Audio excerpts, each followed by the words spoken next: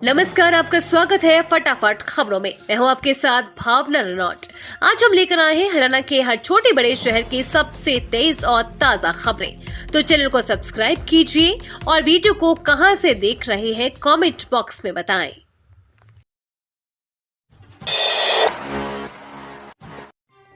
CM Nayab Saini ने हरियाणा के खिलाड़ियों को दी शुभकामनाएं, बोले देश को आपसे ढेरों उम्मीदें। हरियाणा के मुख्यमंत्री नायब सिंह सैनी पेरिस ओलंपिक के लिए गए भारतीय खिलाड़ियों को शुभकामनाएं दी है।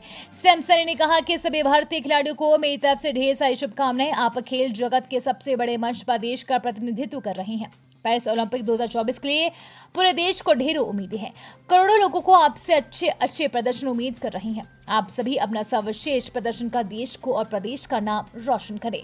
पेरिस ओलंपिक के लिए हरियाणा के सभी 25 खिलाड़ियों से भी यही कहना चाहूंगा कि इस बार भी देश के पदक तालिका में आप अपना महत्वपूर्ण योगदान देंगे, क्योंकि हरियाणा के खिलाड़ी हर बार देश और प्रदेश के लिए पदक जीत कर आते हैं। खिलाड़ियों की मेहनत और दृढ़ संकल्प को एक बार फिर मेरा सलाम। हरियाणा के राज्य से 2 नई सुपरफास्ट ट्रेनें चलेगी। 1 अगस्त से शुरू होगी रेवाड़ी।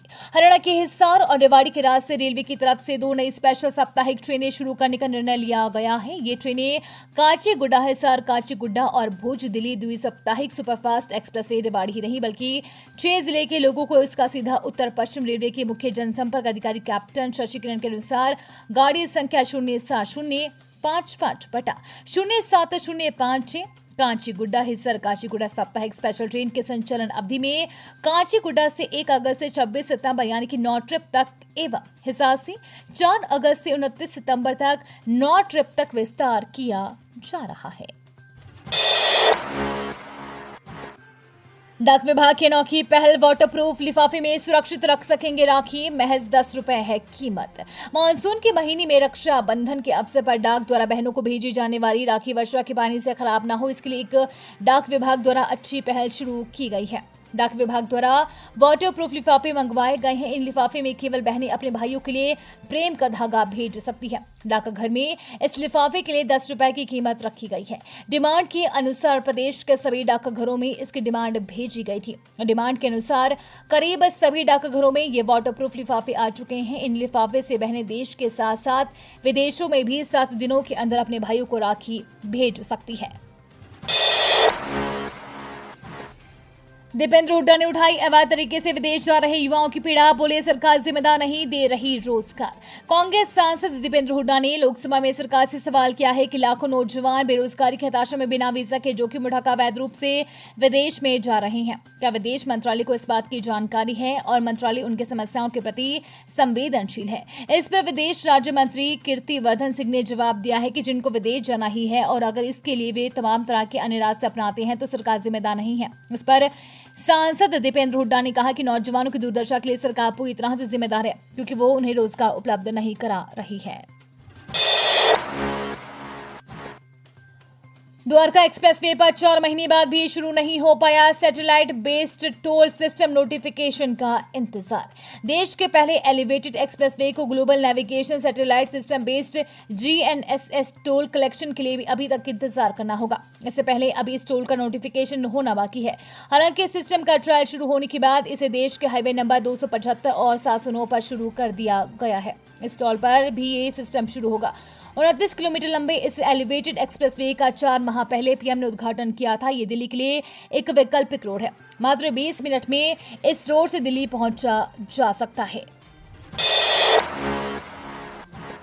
संसद में गूंजा हरियाणा के इकलौते एयरपोर्ट का मुद्दा। हिस्सा संसद ने पूछा, कौन सा एयरपोर्ट बन रहा है? सोनीपत की रेल कोच फैक्ट्री कहां है? संसद के मॉनसून सत्र 5वां दिन है। लोकसभा में बजट पर चर्चा के दौरान हिसार के सांसद जयप्रकाश जेपी ने हिसार के मुद्दे उठाए। सांसद ने हिसार दूरदर्शन किसानों से जुड़े हिसार एयरपोर्ट, RRTS कैंसर अस्पताल और रेल कोच फैक्ट्री जैसे मुद्दे उठाए। जयप्रकाश जेपी ने हरियाणा के एकमात्र एयरपोर्ट के निर्माण पर सरकार को घेरा। जेपी ने सदन में पूछा, हिसार में एयरपोर्ट का 8 बार उद्घाटन हो चुका है, मगर आज तक एयरपोर्ट शुरू नहीं हो पाया। कभी शिलान्यास होता है, कभी उद्घाटन। यहाँ आज तक पता नहीं चला कि कौन सा एयरपोर्ट बनाया जा रहा है। हरियाणा के 3000 डॉक्टर हड़ताल पर 159 सरकारी अस्पतालों में ओपीडी बंद, मरीज परेशान। हरियाणा में सरकारी डॉक्टरों ने गुरुवार से अनिश्चितकालीन हड़ताल पर जाने की घोषणा कर दी है। मरीजों को डॉक्टरों की हड़ताल से गुरुवार को परेशानी का सामना करना पड़ा।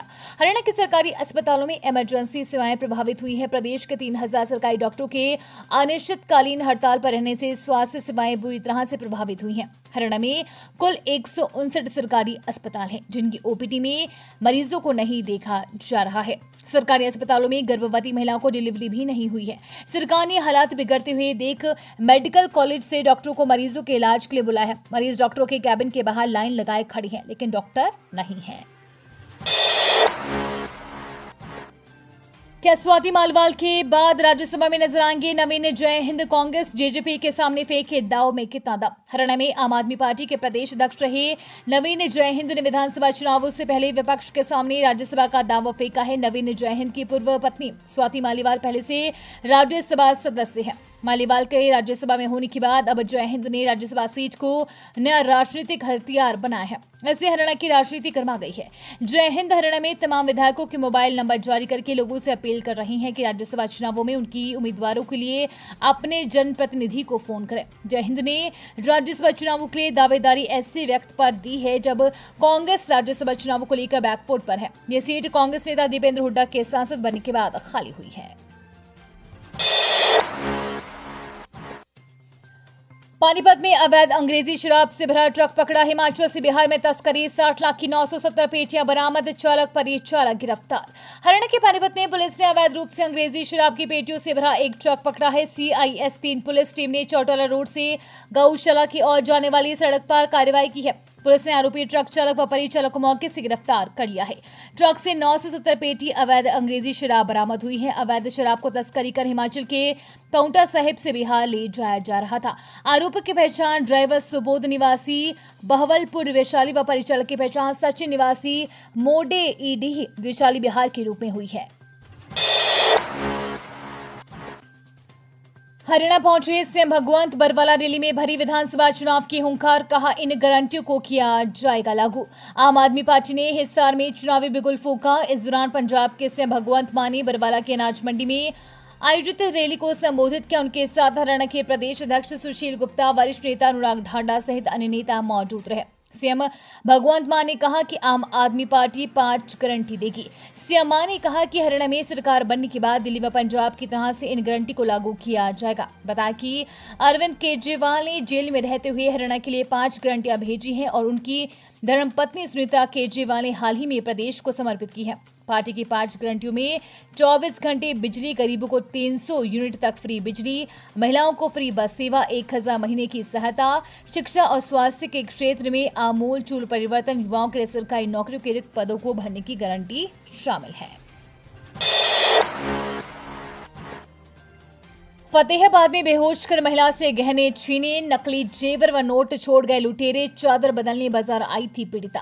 फतेहाबाद जिले के टोहाना क्षेत्र में 3 अज्ञात लोगों ने एक बुजुर्ग महिला को बेहोश कर उससे सोने के गहने लूट लिए। आरोपियों में एक महिला भी शामिल थी। पीड़ित महिला के पास नकली रुपयों की गड्डी व नकली ज्वेलरी मिली, जिसके बारे में कुछ उसे पता नहीं है कहां से आई है। ऐसा माना जा रहा है कि आरोपियों ने उसे नकली गहने व रुपयों का लालच देकर बहला फुसला लिया। हालांकि पुलिस मामले की जांच कर रही है। चंदड़ कला निवासी महिला ओमावती ने बताया कि वो बस पर सवार होकर टोहाना के बाजार में चादर बदलने आई थी।